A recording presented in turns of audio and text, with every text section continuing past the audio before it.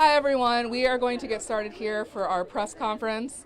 My name is Ash Orr, my pronouns are he and they, and I'm the press relations manager for the National Center for Transgender Equality, soon to be Advocates for Trans Equality, or A4TE, and I am based out of the beautiful state of West Virginia. Thank you all so much for being here with us today for A4TE's very first Trans Day of Empowerment. We have gathered over 70 trans advocates, allies, and community members from across the country to make their voices heard in our nation's capital by meeting directly with their elected representatives and staff. So for now, I am going to introduce you all to some incredible speakers today. The wind is also participating. We will be having Rodrigo Heng-Lehtinen, who is the Executive Director for the National Center for Transgender Equality, again, soon to be A4TE. We have Senator Jeff Merkley, who has always been a proud champion for LGBTQI+ Americans, as well as Dr. Elijah Nicholas, who is a retired Air Force Lieutenant Colonel and brings over 20 years of leadership experience to our community. So with that, I'm going to turn it over to Rodrigo. Thank you all. Hello, good afternoon, everybody.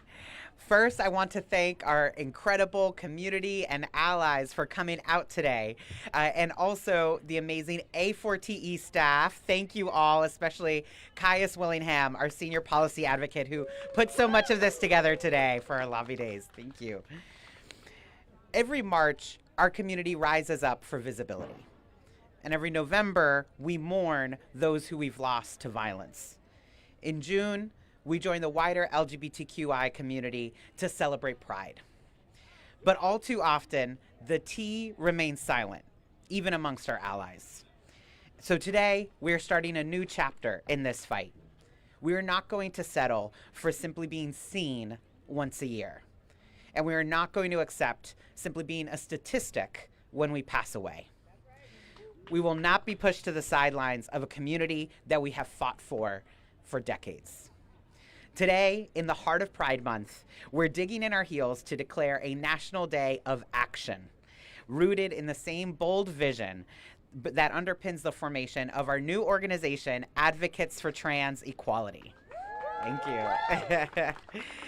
Today and tomorrow, we are leading a coalition of advocates and allies from across the country to directly engage our elected officials. Our goal is not only to educate these elected officials, but to call upon their support in advancing the rights and protections of our people. Last year, we mourned the loss of 53 community members whose lives were taken by violence, almost half of whom were Black trans women. We've seen the disturbing escalations in legislative attacks designed to push us out of society and make our daily lives unlivable. With each year, the number of attacks outpacing the last. And half of the states have already banned medically necessary transition-related health care for trans youth. Truly, the attacks on our community are frightening. But they are also brittle and desperate. As clearly as I can see the threats against us, I know that we will win this fight. Yes. I know this because our community is defined by our resilience. And I know this because of the incredible talent and dedication demonstrated by my colleagues here at A4TE. And A4TE is not alone in this fight. Across the country, advocates, activists, and allies continue to fight for our people. From the pavement underneath the feet of every protester to the podiums of congressional hearings, we are working on this every single day. 20 years ago, when NCTE was first founded, we could not even secure a meeting with an elected official because the word transgender was in our name. Now, our expertise is sought out by these elected officials at every level of the government. Now, trans people ourselves are being elected to these positions of power. Yes. Now, trans people and our allies represent one of the most powerful voting blocs in the United States, with the power to fundamentally shift the results of the upcoming election. It may sound impossible, but our community has been beating the odds for generations. And for every trans voter, there is a web of friends and family members who vote for the politicians who will protect them. We alone can be that margin of victory. And regardless of who wins, we will keep fighting to protect our democracy, and we will keep demanding a better world for transgender people from our elected officials. And that is what today is about. Thank you. Yes. And that is what today is all about. Not settling for simply being seen or being remembered when we are attacked, but demanding to be heard. And in being heard, we will send a clear message to our elected officials that trans rights are a winning platform. Now, so thank you all for joining us for our first ever Trans Day of Empowerment. And now I am honored to turn things over to an individual who has truly set and raised the bar for protecting transgender people and being a champion for LGBTQI Americans. Senator Jeff Merkley, when he was the Speaker of the Oregon House of Representatives, authored and passed the Oregon Equality Act. And he is the lead sponsor of the Federal Equality Act that, when passed, will add gender identity and sexual orientation protections to our long-standing federal bans against discrimination. So please join me all in welcoming our champion and lead sponsor of the Equality Act, Senator Jeff Merkley.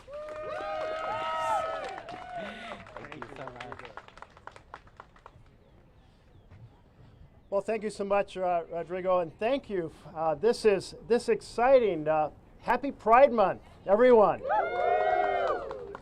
And happy for the first time ever to have our Trans Day of Empowerment. It's a conversation we need to have ringing through the halls of Congress, and you all have brought it here to make that happen. Well done. And I must say, during a previous era in the battle for opportunity for every American, LBJ said freedom is the right to share fully and equally in American society. Well, I think we need freedom for every member of American society, every member of our LGBTQI community, every member of our transgender society of friends and family. But instead of knowing freedom and opportunity to participate fully in society, what do we see instead? We see hatred, we see harassment, we see homelessness, we see discrimination and bigotry and violence. We see unemployment. We even see state-sanctioned attempts to outlaw the very identity of our transgender members of our community. Across America in 2024 in our state legislatures, there have been 500 bills drafted to constrain the opportunity for transgender Americans.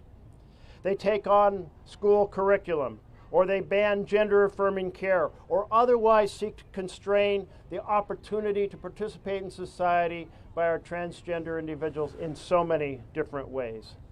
This is wrong. This is unacceptable. And we need to therefore pass the Equality Act here in the halls of Congress and send it to the President's desk. A big thank you to Mark Takano, my partner in leading the Equality Act in the House. A big thanks to Pramila Jayapal, who wanted to be here today but is ill and unable to be here. We have a lot of partners in the Equality Act. The Equality Act that would end discrimination on sexual orientation or gender identity, in employment, in housing, in public accommodations, in mortgages, in financial transactions, in jury duty, every facet of American society. But here is the challenge. We do not have partners across the aisle for the Equality Act. We had partners in the past, but in the growing polarization of American society, our partners on the right side of the aisle have abandoned us. So the responsibility to pass the Equality Act falls firmly on the Democratic Party. So I have a proposal for all of you. That proposal is that in the next Pride Month, in 2025, we not just celebrate the vision of equality and opportunity, but we realize making June the month of 2025 when we pass the Equality Act. Now, to do that, we have to reform the Senate filibuster. The filibuster is not a talking filibuster. The filibuster has been transitioned since 1975 into the ability of 41 members to block any bill from getting to the floor of the Senate and 41 members to stop the completion of the debate in order to vote. Should we continue to allow 41 members of the U.S. Senate to block the opportunity for the Senate to vote on passing the Equality Act? No. Absolutely not. We need to enable the majority, as envisioned by our founders, as envisioned in the tradition of the Senate, to act on behalf of the rights and opportunities of every American, and that means getting the filibuster reformed, getting the Equality Act to the floor, and passing the Equality Act in Pride Month of June 2025. Johnson continued his description of freedom by saying it's the right to be treated in every part of our national life as a person worthy of dignity and promise to all other. Well, we all know that that is the fact that every member of our society, every transgender member of our society is worthy of dignity and promise to all others. Let's make it so in the eyes of the law and the eyes of opportunity across our country. It's now my privilege to introduce Elijah Nicholas, a retired Air Force Lieutenant Colonel, 20 years of leadership, 20 years of trans advocacy, to share his insights and thoughts. Welcome. Good to have you.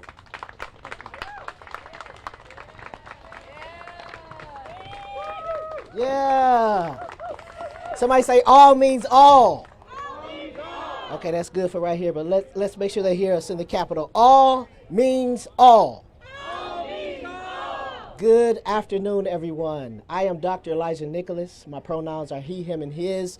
And I've been tasked today to share with you some of the successes that we have had in the great state of Georgia. As we gather here in Washington, D.C., the heart of our nation's capital, we are reminded of the power of unity, the strength in diversity, and the hope that guides us through these turbulent times. Again, I'm Dr. Elijah Nicholas, and my pronouns are he, him, and his. I'm the founder and chairman of the Global Trans Equity Project, formerly known as 100 Black Trans Men Incorporated. Yes, thank you. I am here to share with you a story of progress, resilience, and unwavering commitment. But before I dive into our achievements in the state of Georgia, I want to share a personal story with you. I want to share with you someone who has been my rock and my reason for being, and that is my mother. From the beginning of my life as a little girl, my mother always told me that I was special. Her unwavering support and unconditional love have been my foundation. Thank you, Mama. She is the reason that I stand here today. You see, I stand in a space where many trans and non-binary people are not able to, because they may not have the support of their family members and friends.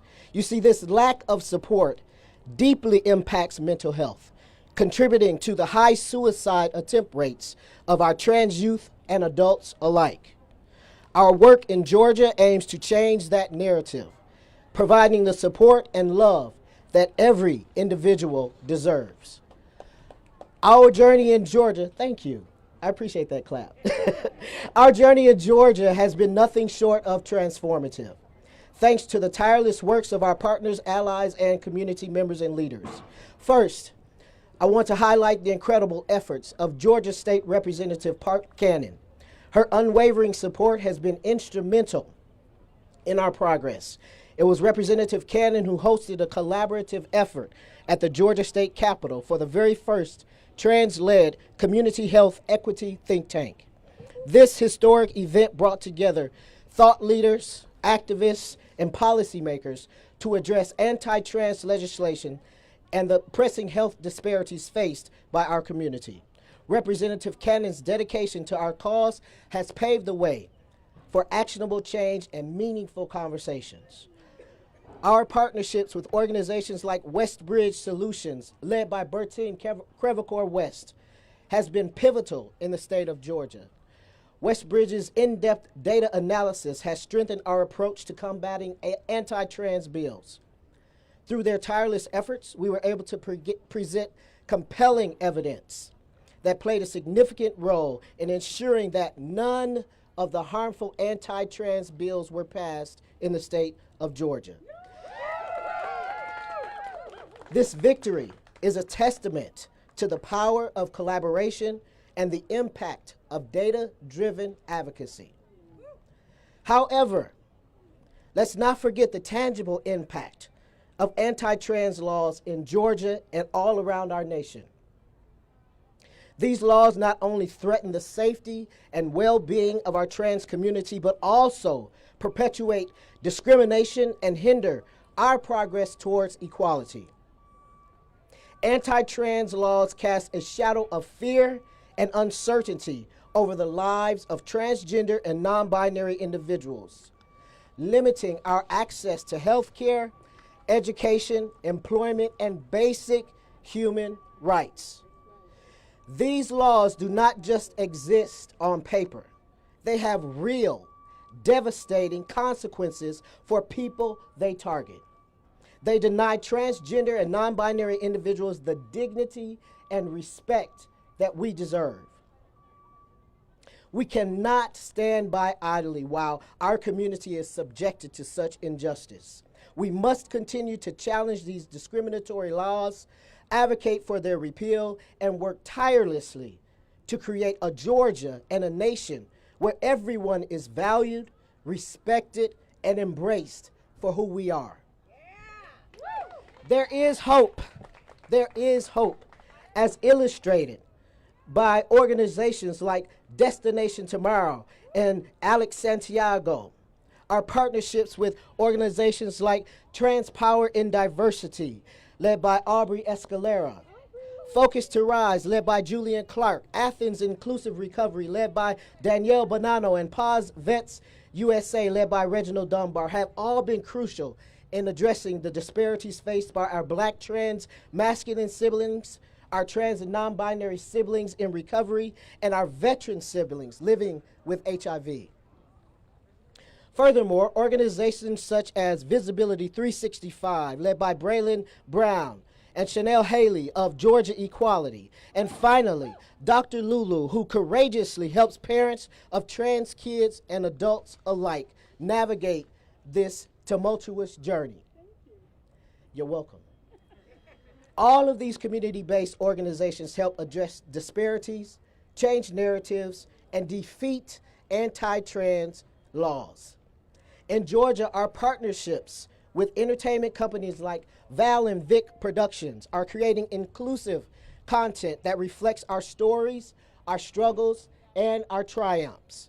Through this work, we are changing narratives and showcasing the richness of our unique experiences. We have leveraged the power of storytelling as a testament to the resilience and strength of our youth and creative. This is why we must support inclusive books, to show the power of our youth, the power of conscious love, and the power of storytelling. These stories are not just tales. They are lifelines that provide hope, understanding, and acceptance. They are a reminder that every child, every teen, and every adult deserves to be seen, heard, and loved. You see, my personal approach to this advocacy work is rooted in what I like to call conscious love. It is my belief that through love and through light, that we illuminate the earth, causing a ripple effect of love in action, bringing about the changes we wish to see. In these seemingly turbulent times, it is this conscious love that guides us, that fuels our resilience, that empowers us to stand together. We stand here today, all of us, because we believe in the power of unity. What we know beyond a shadow of a doubt is that we cannot do this alone. Allies, you are crucial to our progress. It is through your support and collaboration that we can amplify our voices and expand our impact. And there's one more important aspect that we must address: our power to vote. Georgia, as we know, is a key state. And we will do our part by continuing to have all hands on deck to ensure that all means all. Our votes are our voices. Our votes are our voices. They don't think so, but it's okay. Our votes are our voices, and we must use them to elect leaders who will uphold our rights and advance our cause. We must mobilize, educate, and empower our communities to vote in every single election. This is how we ensure that our fight for equality continues to make strides. And as we move forward, let us remember that our strength again lies in our unity. Let us continue to stand together. Let us traverse together, and let us love together. Let us be light that illuminates the path towards a future where every person, regardless of their gender identity or their gender expression, is treated with dignity, respect, and equality. Together, we can create a world where all means all. Thank you. And I'm going to turn it back over to Ash. Thank you, Ash. Thank you all so much for being part of A4TE's first Trans Day of Empowerment. To the members of press, for anybody who's wanting to was wanting to meet with any of our speakers, I am more than happy to facilitate that. So please come and find me if you'd like to speak to any of our speakers. And as you all heard today, while our community has faced hardships, it's important that we remain visible in our celebration and celebrate our collective joy and our community. So thank you all again for being here. We truly appreciate it. Have a good day.